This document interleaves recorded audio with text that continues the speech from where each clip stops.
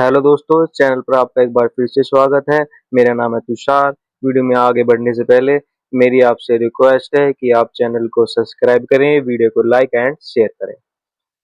पिछले हफ्ते जो भी करंट के महत्वपूर्ण टॉपिक हुए जो आगामी परीक्षाओं के लिए महत्वपूर्ण है, उनके बारे में बात करेंगे। तो करंट अफेयर में पहला करंट अफेयर है भारतीय स्वतंत्रता अधिनियम 1947, इंडियन इंडिपेंडेंट एक्ट 1947। अच्छा, ये अंग्रेजों द्वारा लाया गया अंतिम एक्ट था आजादी से पहले का। इसी एक्ट के माध्यम से हमें आजादी प्राप्त हुई। इसकी हम बात करेंगे। The Indian Independent Act was the historical act of Indian Brit- जिसे भारत में इस एक्ट से क्या हुआ, ब्रिटिश शासन का अंत किया गया तथा भारत और पाकिस्तान को स्वतंत्र अधिराज्य के रूप में स्थापित किया गया। पाकिस्तान और भारत का निर्माण कर दिया गया 1947 के एक्ट के द्वारा। ये एक्ट का प्रमुख तिथियां क्या है? ये एक्ट 14 जुलाई 1947 को ब्रिटिश संसद में पास हुआ। 18 जुलाई 1947 को इस पे शाही स्वीकृति मिली, यानी कि वहां के राजाओं ने इसको स्वीकृति प्रदान करी। और 15 अगस्त 1947 को यह अधिनियम प्रभावित रूप से हो गया और भारत क्या हो गया, इंडिपेंडेंट हो गया। अच्छा, इस एक्ट से जुड़ी हुई महत्वपूर्ण बात यह है कि इस एक्ट के बाद ही भारत पर ब्रिटिश संसद की सर्वोच्च सत्ता समाप्त हो गई। ब्रिटिश साम्राज्य के जो एम्पायर है, यानी कि जो भारत के सम्राट थे, उनका पद समाप्त कर दिया गया। दूसरा क्या हुआ, वायसराय के पद का अंत, end of the office of viceroy. Bharat में वायसराय की व्यवस्था समाप्त कर दी गई। इसके स्थान पर स्वतंत्र अधिराज्य के लिए गवर्नर जनरल की व्यवस्था की गई। अच्छा, आपको पता है कि एक गवर्नर जनरल का पद हुआ, वो कब से कब तक हुआ? वो हमने 1947 से 1950 तक एक गवर्नर जनरल पद क्रिएट करा गया। उसके बाद इसका जो इस पद का जो अधिग्रहण कर लिया वो राष्ट्रपति ने कर लिया। और क्या हुआ, भारत और पाकिस्तान का निर्माण 1947 के एक्ट के माध्यम से ही भारत और से पाकिस्तान टूट गया। दोनों को अपने अपने संविधान बनने का अधिकार दे दिया गया। अच्छा, संविधान सभा की शक्तियां कहेंगी, भारत और पाकिस्तान की संविधान सभाओं को अपना संविधान बनाने, मौजूदा कानूनों में संशोधन करने, आवश्यक कानूनों को समाप्त करने की शक्ति प्रदान की गई। और क्या हुआ, देशी रियासतों के बारे में बात की, जो प्रिंसली स्टेट थे, देशी रियासतों पर ब्रिटिश सर्वोच्चता समाप्त कर दी गई। इसके बाद रियासतों के सामने भारत या पाकिस्तान से जुड़ने का विकल्प था। कुछ रियासतों ने प्रारंभ में स्वतंत्र रहने की इच्छा व्यक्त की, लेकिन बाद में क्या हुआ, हमारे गृह मंत्री फर्स्ट सरदार वल्लभ भाई पटेल ने इस पर अच्छे से काम करा और इन प्रिंसली स्टेटों को भी भारत में शामिल कर लिया। करंट अफेयर की इस सीरीज में एक और महत्वपूर्ण करंट अफेयर जो हाल ही के समय में बहुत चर्चा में रहा है, वो है सतकोशिया टाइगर रिजर्व। ये टाइगर रिजर्व कहाँ है? उड़ीसा में है।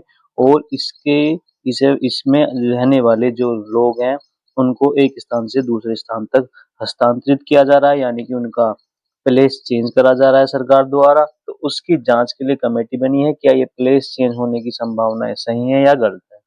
अच्छा, स्थानीय निवासियों ने पैतृक गांवों को जबरन विस्थापन करने का आरोप लगाया है, जो उनके पुराने गांव है। इसमें क्या है, एक समिति बनाई गई है, समिति जांच करेगी। Wild life protection act 1972, forest right act 2020 2006 of NGT act guideline के अनुपालन की जांच करेगी। अच्छा, इस रिजर्व की बात कर ली, ये उड़ीसा में महानदी के आसपास स्थित एक टाइगर रिजर्व है। इसे ये 2007 में टाइगर रिजर्व घोषित किया गया। इसका जो गठन हुआ वो दो सेंचुरी को मिलाकर किया गया, एक तो सतकोड़ा और एक बेसीपाली सेंचुरी, इन दोनों को मिलाया गया, तो ये एक टाइगर रिजर्व बना। अच्छा, ये है टाइगर रिजर्व, लेकिन यहाँ एक भी टाइगर नहीं है। कितने मजे की बात है। बाघों की स्थिति क्या है? 2007 में यहाँ बाघों की जनगणना हुई तो वो 12 बाघ मिले। 2018-19 में यह संख्या घटकर एक रह गई। लेकिन 2022 में जब इन बाघों की संख्या का आकलन किया गया तो वहां पे एक भी टाइगर रिकॉर्ड नहीं हुआ। अच्छा, इसका मतलब ये नहीं कि यहाँ टाइगर है नहीं, हो सके रिकॉर्ड में ना आ रहे हो लेकिन वहाँ टाइगर हो, ऐसा भी हो सकता है। अच्छा, मुख्य कारणों के मुद्दे क्या है?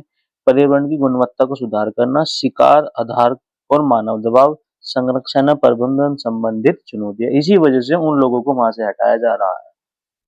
मेरी आपसे रिक्वेस्ट है कि आप चैनल को लाइक, वीडियो को लाइक, शेयर एंड चैनल को सब्सक्राइब करें। अच्छा, अभी तुमने देखा है कि हमारे अमेरिका से खाड़ी देशों में जो युद्ध चल रहे हैं, उनकी वजह से संबंध ठीक नहीं है। लेकिन अभी एक मास्टर स्ट्रोक चला, उसमें ये हुआ कि हमने MH-16R सी हॉल हेलीकॉप्टर जो अमेरिका से प्राप्त करे हैं।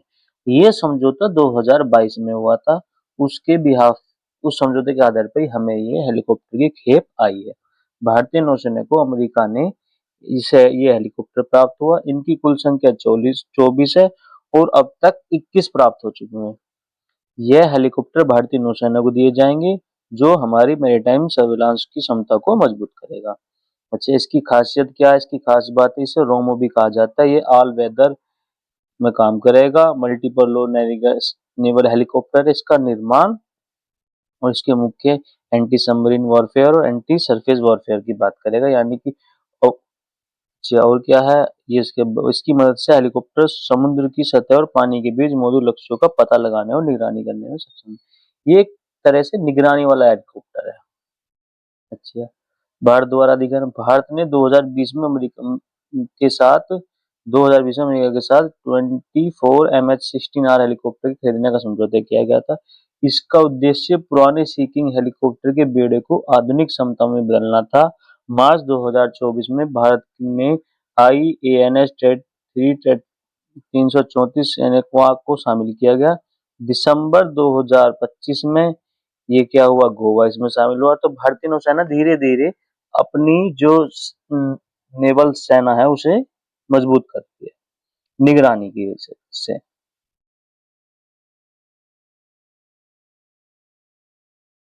नेक्स्ट करंट अफेयर की बात करेंगे।